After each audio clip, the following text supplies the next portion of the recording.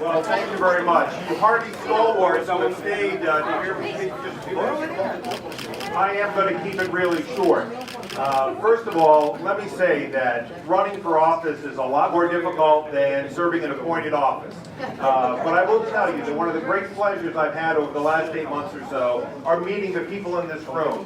You know, the members of the Executive Council, the chair, the city and town committees that have just been great, and all of you who've been out there. So thank you very, very much for that. I don't know if he's still here, but I do want to thank and acknowledge the current Attorney General. We did some great work together as partners.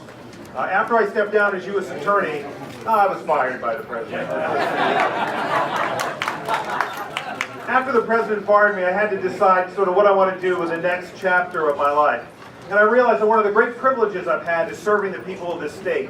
I've been back here 20 years since my wife and I moved back here, and I haven't had a private client the whole time I've been here. It has been such a distinction and privilege of mine to serve all of you. And the other thing that moved me to run for office was the work that we were doing in the Obama administration, in my view, isn't finished. Work around public integrity, work around the opioid crisis, work to make sure that our criminal justice system is fair and that people can count on it. And it's not just about enforcement. It's about prevention, and it's making sure that when people get out of prison, they get back into the workforce as quickly as possible. That makes sense. It's the right thing to do, and it's the economically smart thing to do. There are so many things that the civil division in the office can do to protect the people of Rhode Island. But when I break it down in my mind as to what that office really ought to be, it comes down to this. The next Attorney General has to exercise smart and independent judgment. It has to advocate for all Rhode Islanders, and that includes standing up to the Trump administration. When it takes on our environment, right? When it impacts the Affordable Care Act, right? When it tries to eliminate a woman's right to choose. These are the things that the next Attorney General needs to stand up for.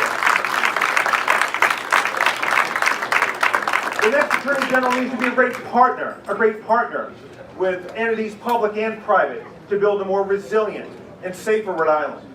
And lastly, the next Attorney General has to engage the communities that we serve. Because if we don't engage our communities, the best judgment and experience in the world won't do any good. So I'm so grateful for your endorsement. In fact, I'm humbled by it. And I look forward to working with you and everyone else on the endorsed slate as we go forward into September and beyond. Thank you so very much for hearing me speak and for staying with me. Thank you very, very much.